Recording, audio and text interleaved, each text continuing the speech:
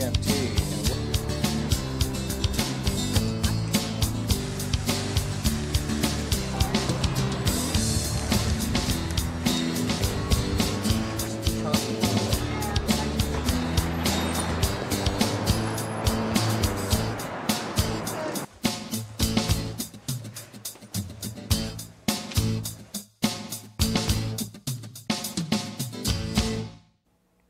This is Brian Lehrer Live, where web video meets the issues. Let's begin with the ultimate in live streaming video. It's really filthy, so you might want to look away.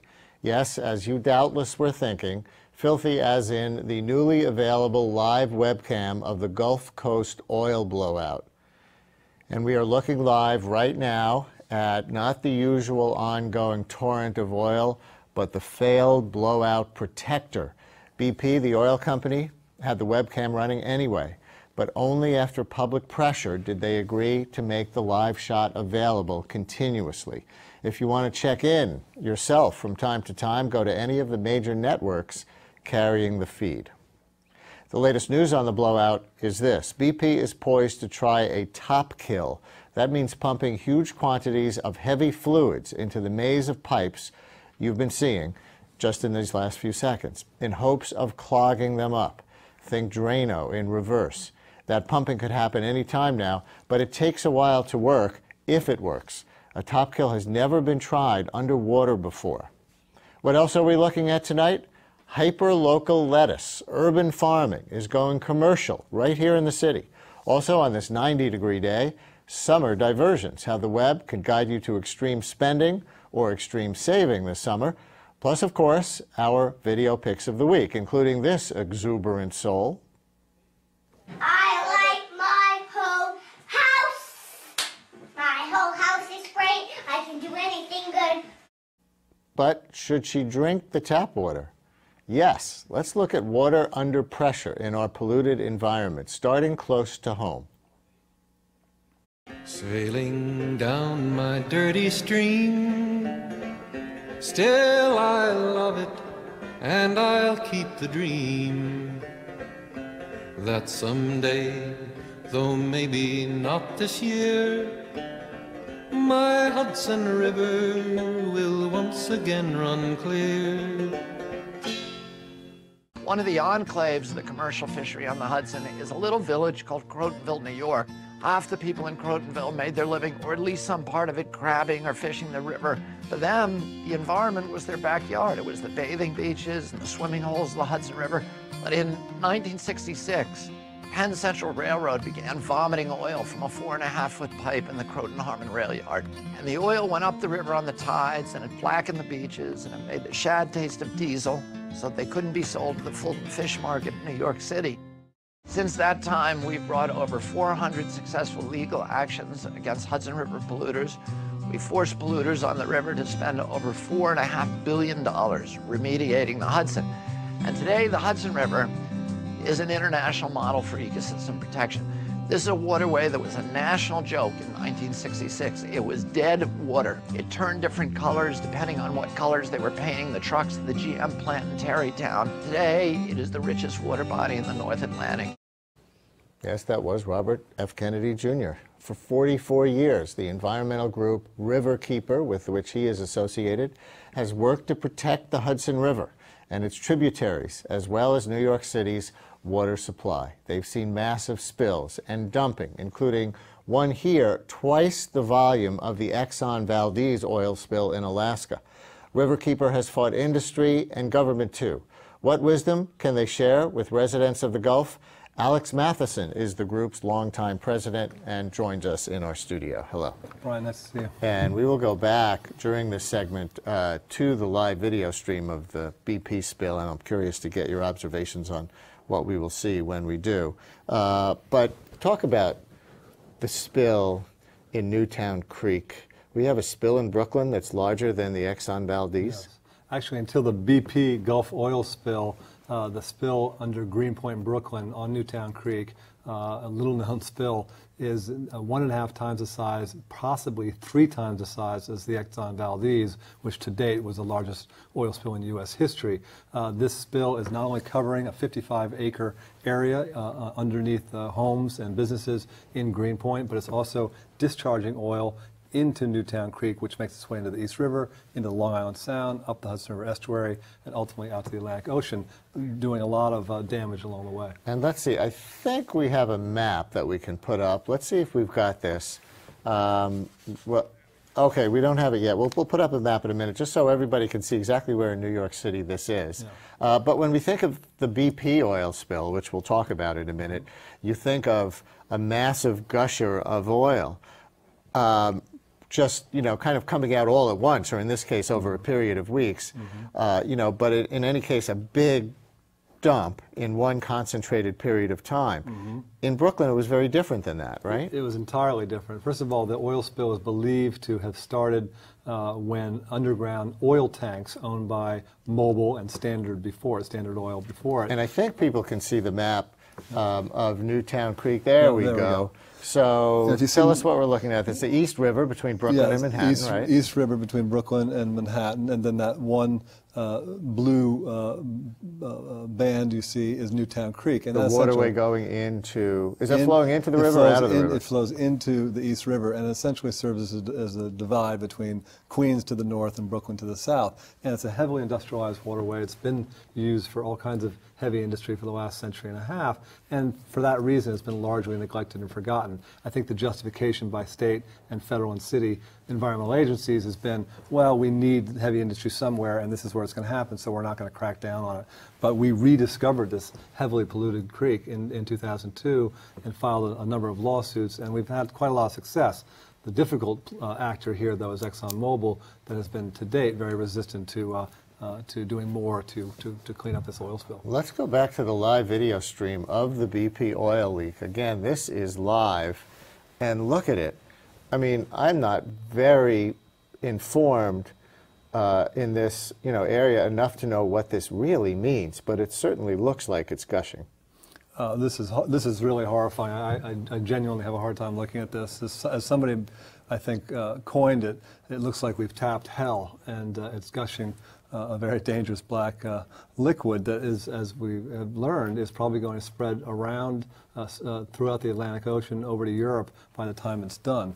It'll be by far the biggest oil spill in U.S. history, and this didn't need to happen. This happened because BP, in an effort to save a small amount of money, we're talking about $500,000, a $500,000 part, allow this kind of disaster to happen. How is there so much oil down there? If we're talking about 5,000 barrels a day, which is their lowball estimate, and now most people think it's a lot more than that, a day, day after day after day after day. How is there such an endless supply? Well, they've hit the mother lode of oil reserves below the Gulf, and of course the Gulf is a major source of oil for the U.S. And it's estimated that it might contain, this one reserve might contain over, I think the estimate is 50 billion barrels of oil that we could tap from it in its lifetime. To me, the horrifying thing here is that this is allowed to happen at all. This kind of accident should put a company like BP out of business entirely. Instead, they are protected by the U.S. government in myriad ways that will put a cap, if you will, on their liability, on the money they're going to have to pay out. There is a damages cap, and I was earlier today interviewing the former president of the Shell Oil Company about this cap.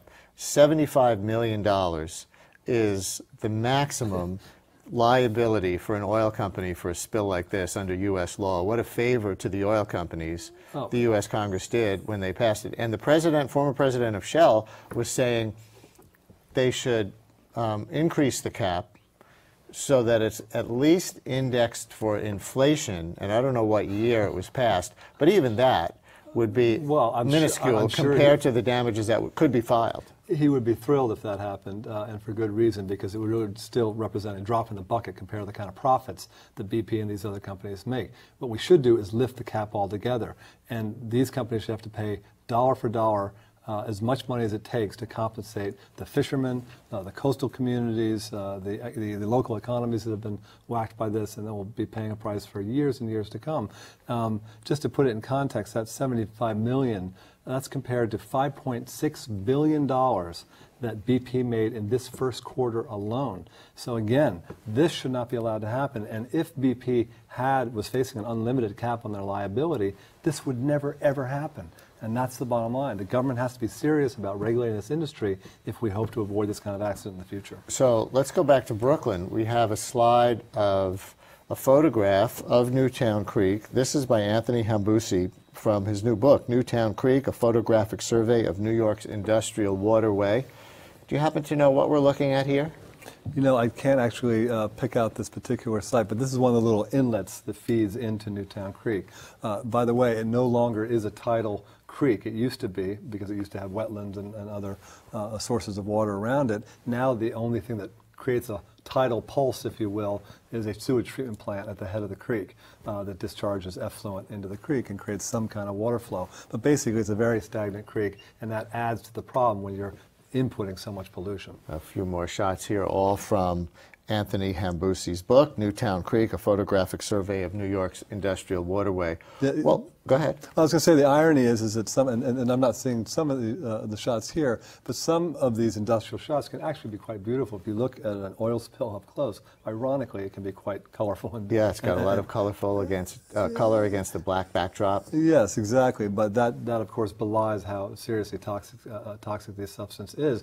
After the Exxon Valdez, by the way, scientists discovered that oil is 1,000 times more toxic than it was previously believed to be. This is a highly, highly dangerous substance. So how could the nation's largest oil spill until last month have gone unnoticed for many, many, many years? Well, it's an interesting story because, again, we believe that what the origins of the leak were a breached or several breached underground oil storage tanks on Newtown Creek that were exacerbated by an underground gas explosion in 1950.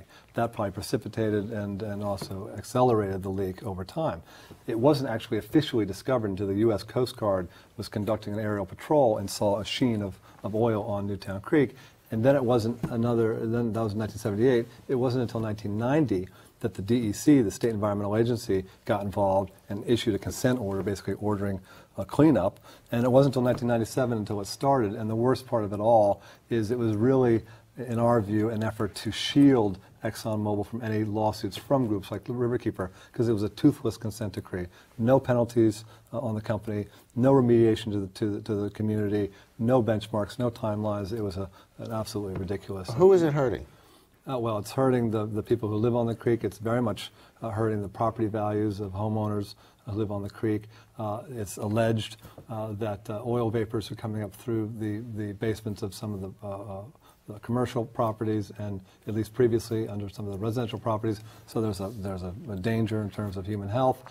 It's anecdotal, but if you talk to the people who live in Greenpoint, they point to what they feel are elevated incidents of various cancers and other diseases. You know, with the Gulf spill, some people are calling on President Obama to have the government take over the cleanup now from the oil company because the oil company is proved incompetent or unwilling.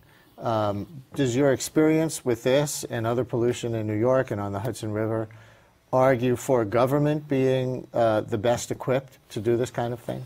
Well, I think the quandary is the government, by its own admission, is acknowledging that it doesn't really know how to clean up or stop a gusher 5,000 feet under the surface of the ocean.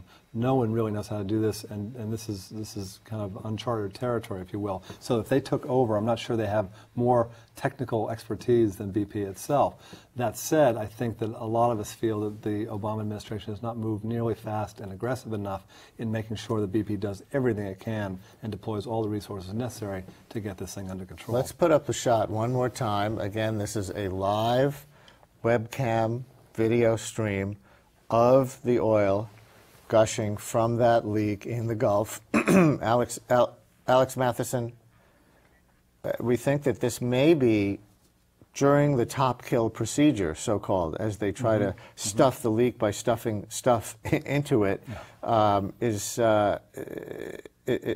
can you tell from this, and do you have optimism about that top kill experiment that they're going to try to do? They've never tried to kill a leak with the so-called top kill method underwater. No, I really don't. It's hard. It's impossible to know, and no one really knows what, BP says it's got a 60 or 70% likelihood of success, and I don't know where they get that number. It's impossible to tell. They've never done something like this so deep in the ocean. All I can say is, as angry as I am at BP and the entire oil industry and the government regulators who allowed this to happen, of course we want them to succeed. We've got to get this this tomorrow around noon, I gather, President Obama is going to make a big announcement about this. What would you like to hear from the president? Well, I'd like to hear, one, that the president is deploying all resources to get this gusher under control. I'd like to hear that he's proposing legislation in Congress to lift the cap and remove it entirely on liability, so a company like BP will never be allowed to do this again because the cost will be too high for the company. And I'd like to hear him commit himself to a full-throated effort to get some kind of climate legislation passed this year that puts a proper price on oil and gas and petroleum, because this is also allowed to happen because oil is so heavily subsidized and therefore cheap.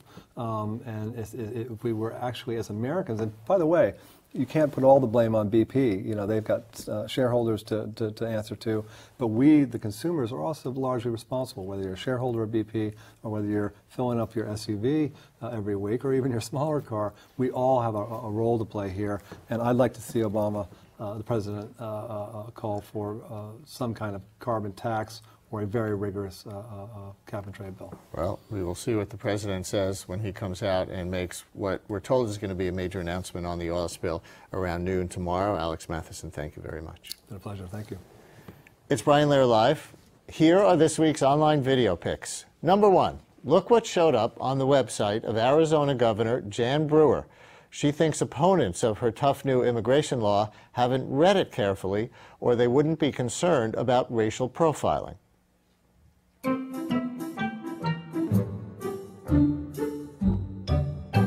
Reading is really super swell. Reading's great, so let's all shout it out. Reading helps you know what you're talking about. Let's see what these folks have to say about reading. Have you read the Arizona law? I have not had a chance. Have you read the law? As well. Have I read the law? Yes. No. Have you had a chance to review the new law that was passed by the state of Arizona? I've Not read it. No. I've not. Seriously? Not read it. With this It's 10 pages.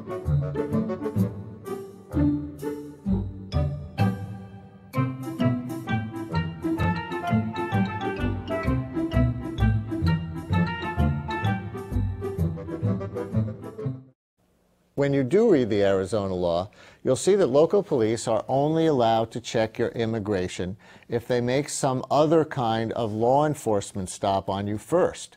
But that can be a pretty low bar. Look at this New York Civil Liberties Union video that critiques how aggressively the NYPD stops people who are not criminal suspects. They started asking me a series of questions, none of which I felt comfortable with since I hadn't done anything wrong. When I protested, the encounter escalated. More police officers were called over. When I get a disorderly conduct summons, I'm just usually speaking up for myself, and the officers usually don't like that. I was wrenched off the bicycle I was riding. I was slammed up against the van, had my arms wrenched behind my back. I was handcuffed, had my head slammed against the van repeatedly. No, I'm not a bad person. I don't have a felony. I've never been to prison. I'm an honest, plain tax citizen, and I hold the job. I'm just finished up my master's degree at Mercy College, so no, I'm not a bad guy. Well, what I want to happen out of the lawsuit, behind the lawsuit, is my name to be taken out of the NYPD database. I've seen, and I've written about, and I've witnessed good police work in this city for more than a decade. You know, good police work has been done in this city for a long time without a secret database. of all of us. It's not just me, it's the countless other New Yorkers who are in there that don't belong in there, who are really innocent. Maybe the NYPD's stop and frisk policy is in the public interest. Maybe the Arizona law is too. But the police can stop lots of Mexicans or anyone else without a search warrant. 88% of them are innocent people in the case of New York City's stop and frisk policy. Then they can check their immigration status. In New York, by the way, state and local police may not under the law. Video pick number 3, the group Pride at Work SF pulled off this flash mob stunt to protest working conditions for hotel employees in San Francisco. Lady Gaga, hold your ears.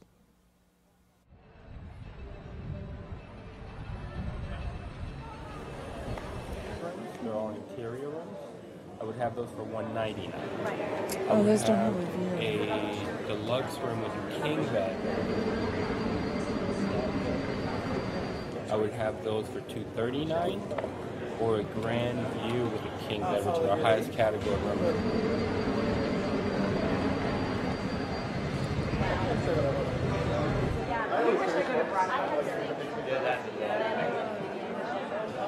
Wait a second, honey. We can't check in here. This hotel's under boycott. Oh, no. Don't get caught in a bad hotel. Oh, no. Don't get caught in a bad hotel. Boycott, boycott. Workers' rights are high. Boycott, boycott. Boycott this hotel. Boycott, boycott. Workers' rights are high. Boycott, boycott. Boycott this hotel. These workers need health care and a fair contract. This is a bad, bad hotel. Interesting political use of a flash mob. That means infiltrating a normal crowd, then suddenly starting a protest. But that's not the only use. Check out this from Copenhagen, viewed 1.5 million times. It's Mukhtar the bus driver's birthday. He's got a busload of passengers when all of a sudden,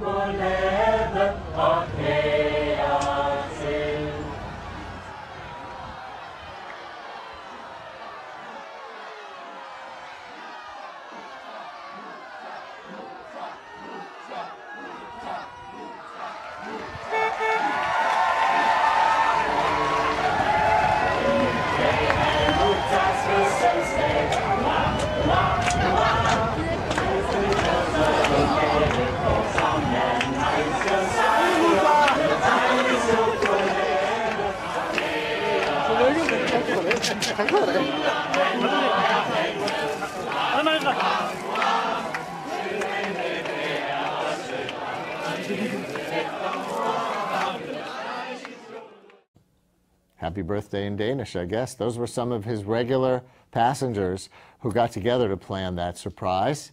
And that's one way to celebrate a grown-up's birthday. But a 5-year-old is a different story. Also seen about 1.5 million times on YouTube. This is called Jessica's Daily Affirmation. Look, I can be a circ. Now, my whole house is great. I can do anything good. I like my school. I like anything. I like my dad. I like my cousins. I like my aunts. I like my Allisons. I like my moms. I like my sisters. I like my dad. I like my hair. I like my haircuts. I like my pajamas. I like my stuff. I like my rooms.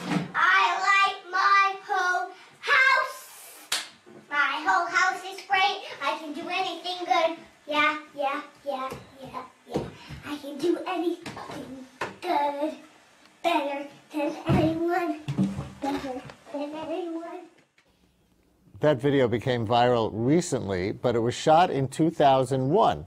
I hope she is still so happy. And those are this week's online video picks. This is Brian Lehrer Live, where web video meets the issues. Check out this rooftop dream that's looking for funding on where else the grassroots funding site Kickstarter.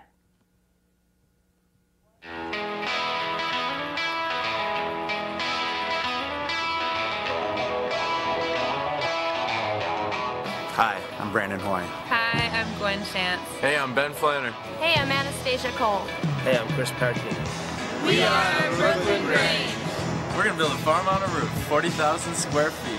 Farm here, farm there, right, Meatball? It's gonna be a working farm, fiscally sustainable small business. The goal is to sell produce that is delicious and healthy and organic and as local as it gets. Right now it's kind of like a hobby. We want to make it a profession. There's a lot of benefits to urban farming. One of the most obvious is the taste and the quality of the vegetables. We pick everything the very same day it's delivered to whoever's going to eat it, be that a restaurant or someone in the neighborhood that's shopping with us. It's one less truck into the city coming in with vegetables that might be transported all the way across the country. It's one less truck out of the city because we're composting and saving a lot of vegetable waste. The building will be insulated more, heating costs down in the winter and cooling costs down in the summer.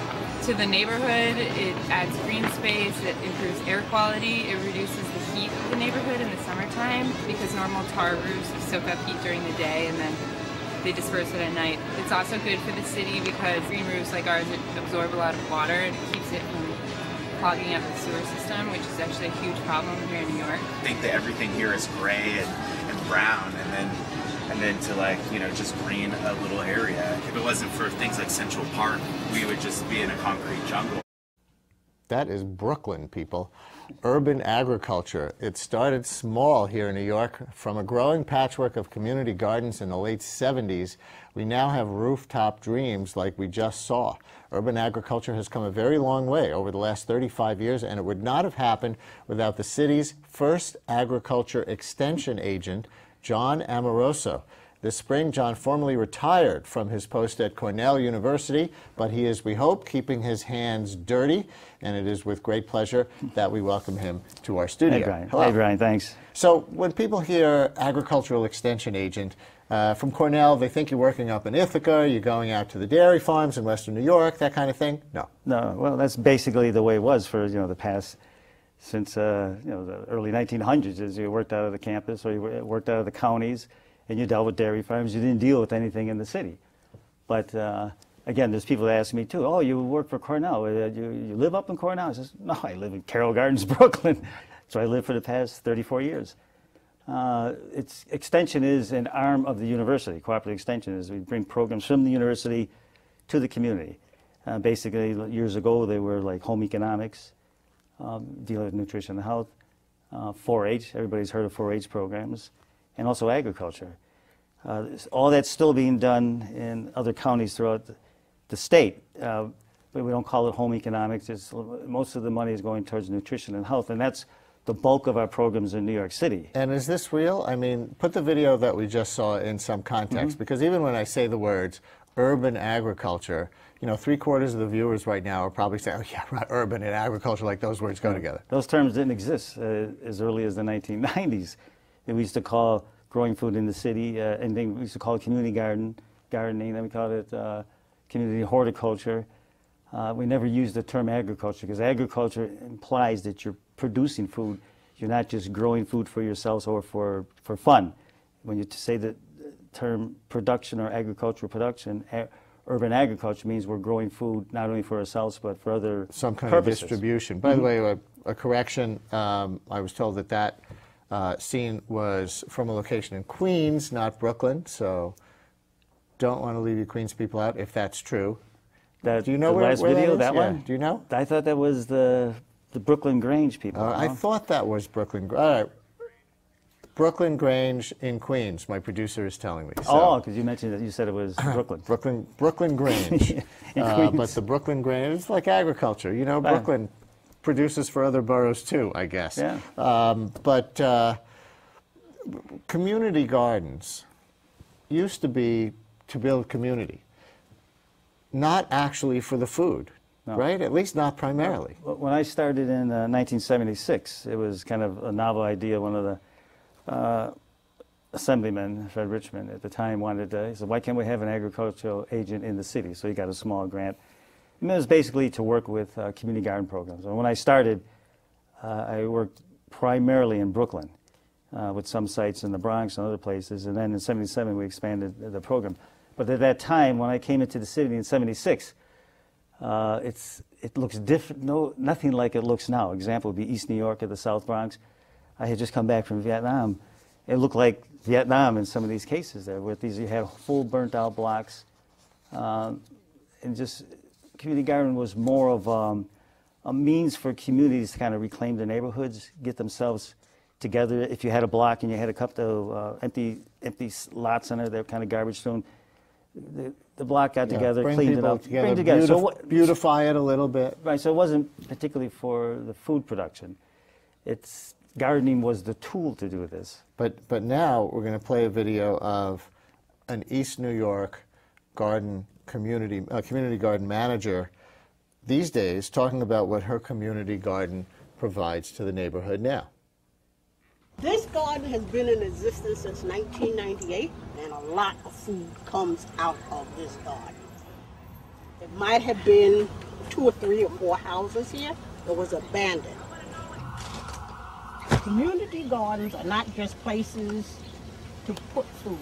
Community gardens are places for the community to gather, to sit. There's a lot more benefits than having just food.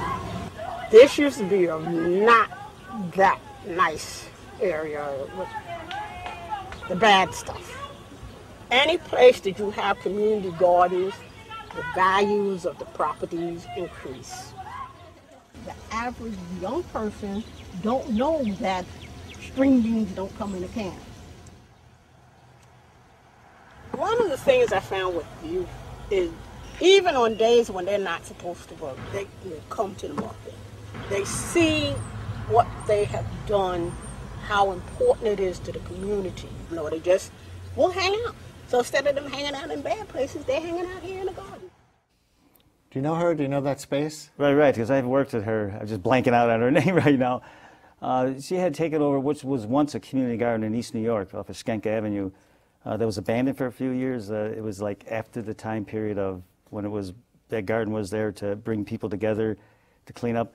And then as those people moved away, the garden was just abandoned. And she was interested in getting involved with East New York Farms in marketing, growing and marketing food at the new farmers market that they were going to set up. So she primarily, and I worked with her in setting up the site and just growing food and marketing it. She's one of your first, what I'd say, urban gardeners that sold food at a market, and that's going back to about 1997. And when you talk about city kids, she said they don't know that string beans don't come from a can. Right. Yeah. That was always the adage here, is that the carrots grow on a shelf and stuff like that. So her program there does have youth coming in, youth that are sponsored by the East New York Farms program that will come in and assist her in just planting and cleaning up and also harvesting and bringing to market for them. Are community gardens dwindling in number in the city these days?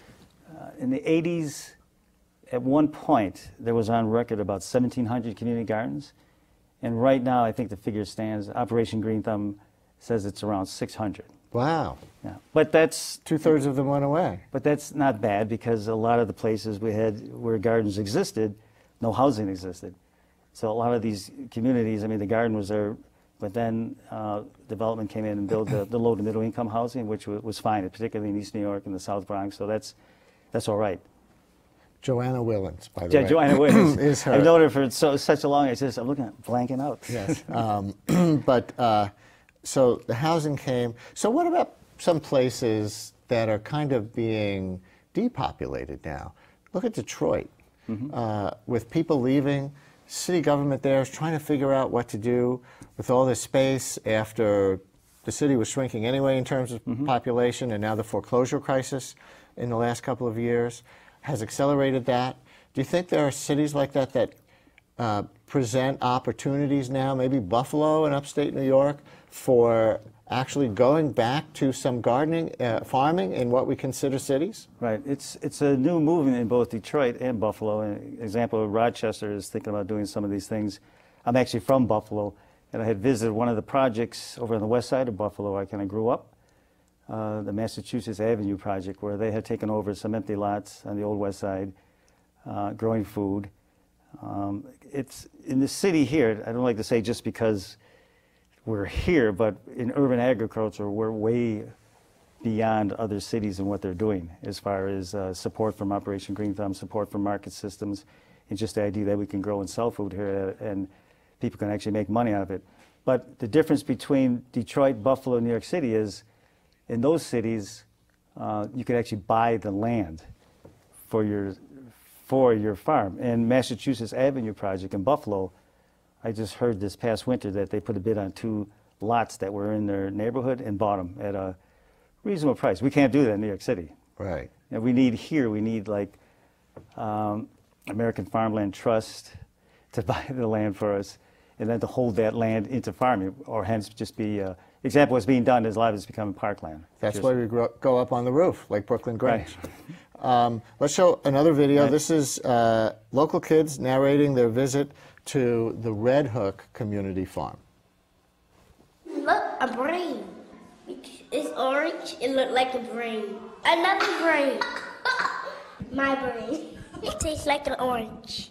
Hey, look, another 6. Ooh, a squad! I want to tell you about a squad. Ooh, a bug went on a squad and then he zipped all the juices. Those are green things. We gotta eat those. The green things are sour. Sour like candy. Tastes like leaves that you eat it and it's like honey bunch or something. I see purple flowers and red flowers. You can't step in there. That's white roses. Sunflowers. Sunflowers. So they can smell it. Smell means that you want to smell stuff so your nose won't sneeze. So look, she's eating it. When I ate it all up, it was like this. I couldn't spit it out. I ate it all up. It was green and it tastes like frog. I spit it out. It tasted like the bubble gum. More daily affirmations. And who's starting these community gardens? Who's in this? I mean, the new farms in the city. Right. This site you looked at, I've worked since day one with them. It's added value, and it's a farm in Red Hook, Brooklyn, right across. If people know, it's right across from the IKEA. It's a playground, a fenced-in playground that has a total area of 2.2 acres, and compost and soil has been brought on top of the asphalt. So roughly the growing area is about 1.2 acres, so that's a pretty good large size. And that program was started by 2 folks, one who now is the director of green markets, Michael Horowitz, and the other one, Ian Marvey. Previously they had worked for the juvenile court system and thought there was something more that they could do with youth. And then they wanted to use agriculture as a tool towards like empowerment and learning, and it required getting a site. So you had so people from, I'm sorry, go ahead. Oh no, so they so they were at that right age to be doing programs like this, the early 30s, idealistic, and the key was to find land. They originally started doing some growing out in the Rockaways, which now has Advern on the Sea with all the housing out that way, so that land doesn't exist. But fortunately, working through Parks Department, they were able to get this piece of land that was kind of underutilized because of all the other athletic fields that in Red Hook. So people from the arts, people from the criminal justice system. Well, it's from the criminal justice system. Oddly enough, most people don't have an agriculture background. That was my next question. Do they know enough science to actually do this? Well, this is where I come in, is to be able to, to train or to these are the basics. Sometimes I'll get frustrated, like, you don't know what time of the year it is, when the sun's the longest, or you're supposed to know about soil pH and fertility. Food plants got to eat also. They just can't grow by compost alone, that kind of thing. And, but it's mostly, and I think a lot of people who get involved in this, particularly now in this urban agriculture movement, are kind of the wave of people that before had gotten involved in the arts because it's different. It's kind of, I don't know if what the word means, nuance, whatever that means. but it's something that's new and different, so there are a lot of people that previously had degrees or involved in the arts and entertainment type field. Yeah, so what do you have to teach people most commonly? Basically everything. It's when do you plant? There's everything. You look at agriculture as following scientific method. If you follow the right steps, you get the desired outcome. And the right steps are, proper varieties of vegetables, proper planting time. When do you plant lettuce? When do you plant tomatoes? There's a different time frame for that. Soil fertility, weed control, all these kind of things, and particularly harvest. But agriculture is it's highly scientific. It's not it's not complicated, but you have to understand science a bit and how things work. Everything is the same year after year after year, and if you do, a lot of people are getting their experience by growing year after year. But still, sometimes I'm surprised how somebody who's been growing for a long time will come up with some far-fetched idea. I'm going like, how long have you been doing this? Like what? Science. Science. All these humanities people who now have to learn a little science. What's going to happen now that you're retiring? Is somebody picking up the torch? I always said that I'll be the first. I was the first agriculture agent in the city. I'll probably be the last, mainly because funding with the university. There's not particularly funding for this. USDA monies are down, and even throughout the state, there's less agriculture agents and more or less specialized programs where there's funding coming from.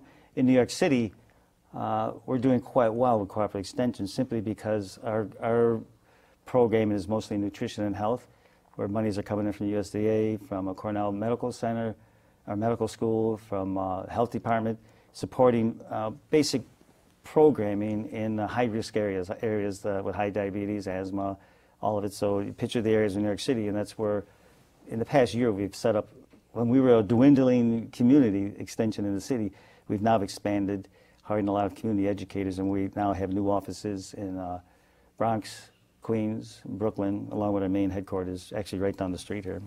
Well, thanks for your work. All right, thank you. And thanks for coming in. I appreciate it. All right, you're welcome. Coming up, summer plans. The web is the key, whether you are broke or flush. This is Brian Lehrer Live. Take my hand and start a brand new day. And together as one we'll start to see some change. Underneath everything we are, underneath everything we do, we are all people. Connected, interdependent, united. And when we reach out a hand to one, we can influence the condition of all.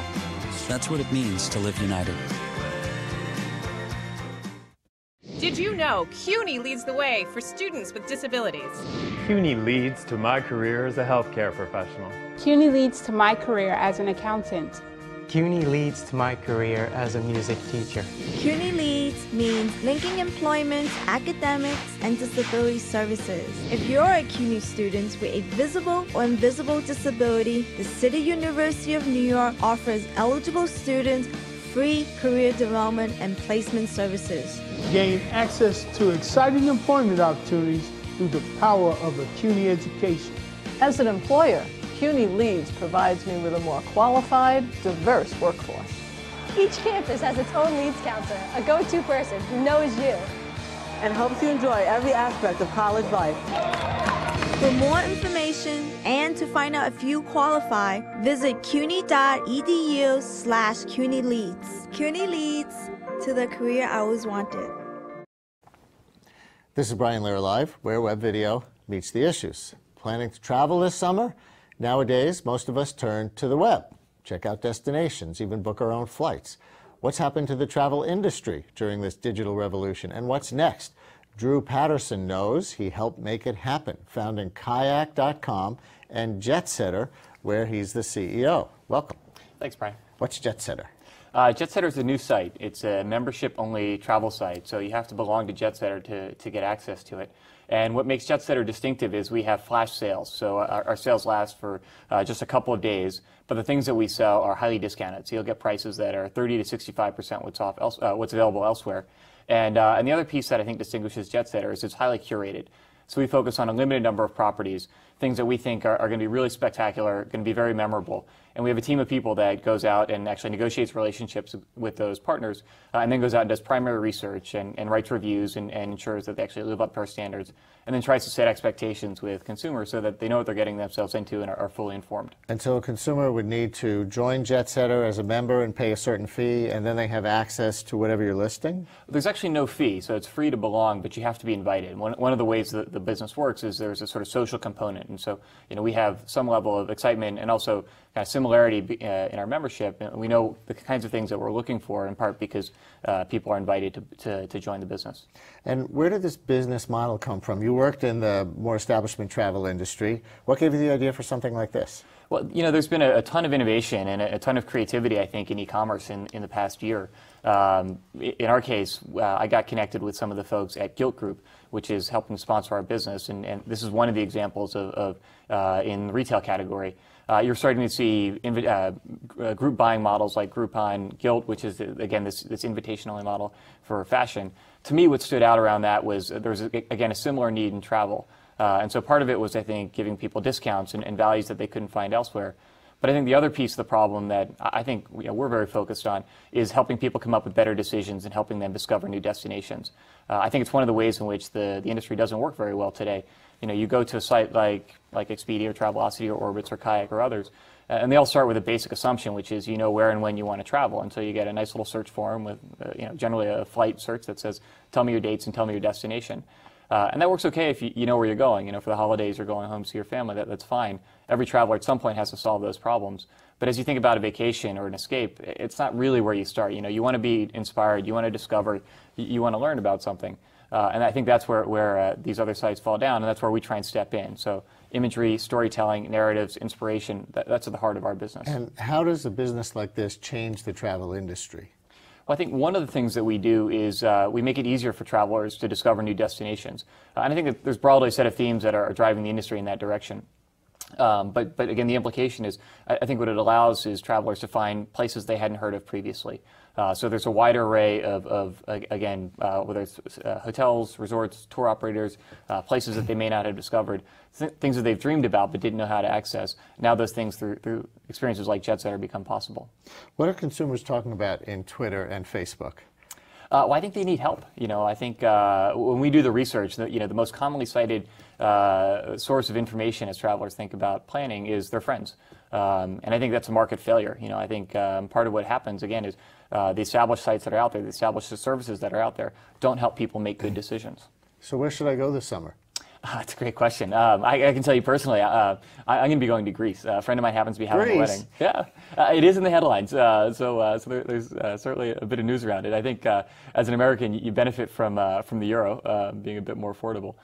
We've certainly found some great offers and great deals in some of the partners in Greece. Will it go further in Greece than other euro countries because of what's happening, or it doesn't matter, it's all the euro? Well, I think that remains to be seen. As long as it's still the euro, it's going to go just as far. But, and where else? What's hot on JetSetter? We've done some things domestically. One of the things that's been really exciting and really successful with our members has been stuff that's closer to home. So in the New York area, in the Northeast, we've had some things that people really responded to in the Hamptons, out in Montauk. One of the things that I actually was fortunate enough to go myself, we had a hotel that opened up a week early just for JetSetter members. So they have been, I think they were going to open this weekend. They opened a week early. We sold out the entire hotel, and they did some hospitality and events out there, and it seemed to be something that folks really enjoyed. And again, I think staying closer to home and driving and staying away from the airports. How do our viewers get an invite? Well, I think if you go to jetsetter.com and request invitation, we'll see if spots open up. All right. Tell them Brian Lehrer Live sent you. Thank you very much. Thank you, Brian. In a minute, we'll look at cheap stuff to do when the gang from Brooklyn drops by. Right now, a brief intermission. Somehow we missed the Guinness World Record dodgeball game that took place May 12th at the 69th Regiment Armory at 26th and Lex. Thank goodness for this video from Jay Wilson.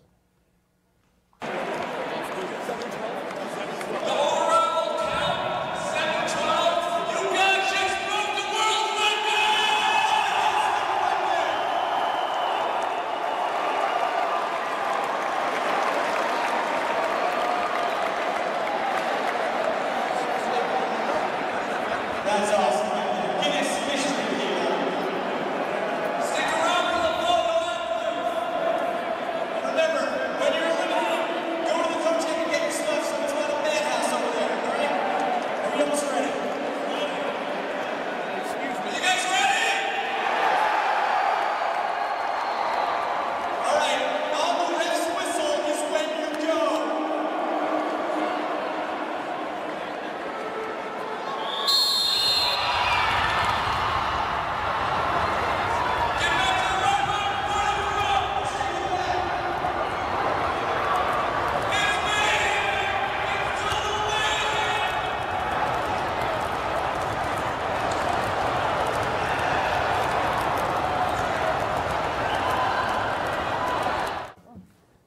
right, back to summer activities. Travel is fine and fun if you have the money.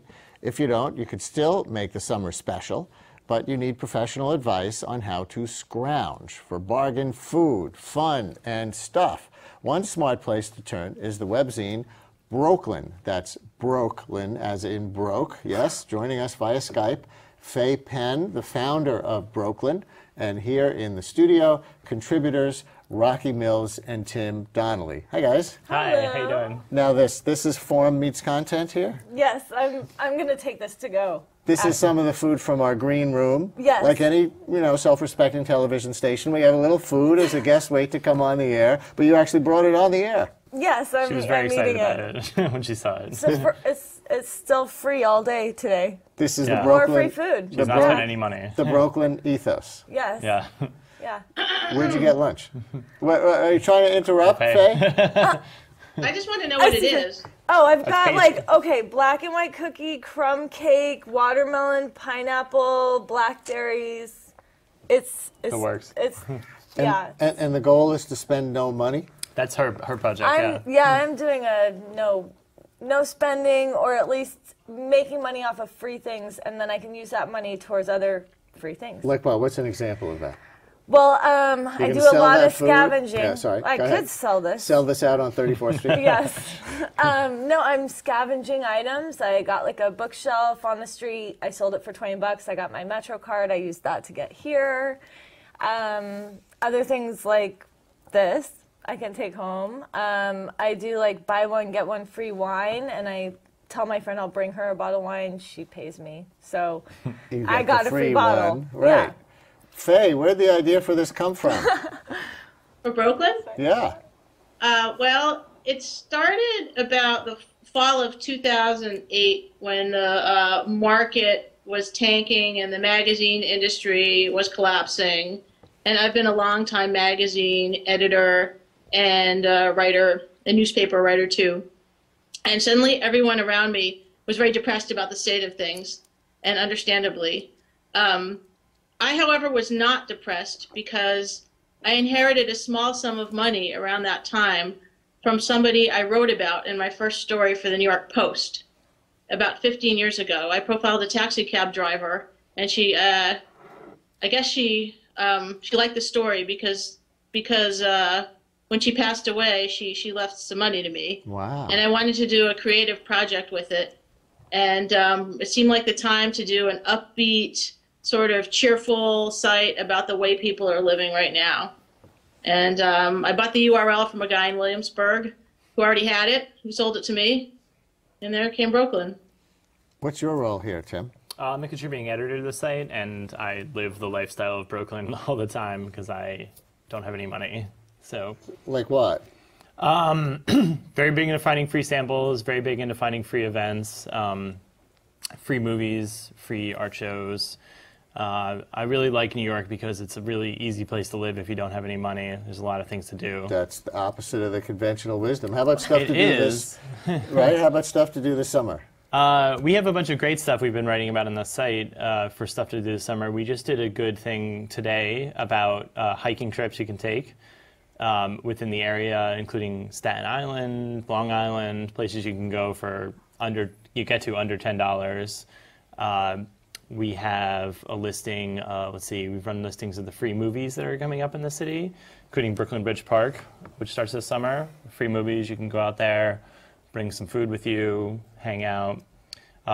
There's free music. You can see there's a Bushwick Rooftop Music Festival this weekend that starts, and then there'll be stuff Celebrate throughout the Brooklyn. summer. You can do, Celebrate there Brooklyn. used to be McCarran pool parties on Sunday, but they're actually turning it back into a pool. In Williamsburg. Yes, but now they've reserved space on the East River, which unfortunately, based on the earlier interview, is tainted. But it's still, we're going to have, free pool parties. You can bring Don't kids. let a little oil spill ruin your fun. Yeah. Faye, what else? Faye, anything else for activities this summer for the Broke? I do want to mention a site that has another site, a sister site to ours, or a brother site, I guess, called the Skint.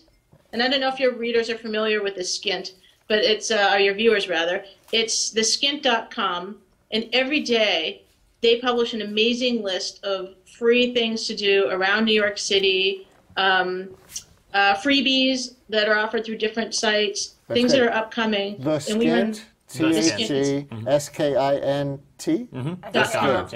.com. And you can see that on Brooklyn. We run their listings every Friday. Linkage. We link to it, yeah. And you've got stuff to do in the summer too, right? Yeah. I'm doing stuff. I mean, I took a long time preparing. I've been dabbling in unemployment. So I think that you get the ideas of what to do and how to get around and what's fun, and it won't cost you a penny. What else is fun this summer? Well, I think that walking over the bridges and going to like free shows, you can go to a free show. You do free Williamsburg or Flavor Pill, free NYC. You can find a show. WagMag will tell you any art show going on. You'll get free wine.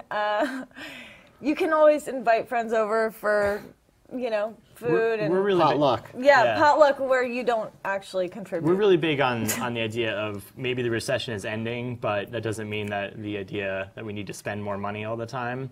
So we ran a thing last week on how to make your own kite, stuff you can make around the house and have fun with it. We ran a thing a couple months ago in Brooklyn about how to make prison wine, and you can sit at home and make prison wine if you want. Like in your bathtub? In your kitchen, maybe your bathtub if you're having a big party.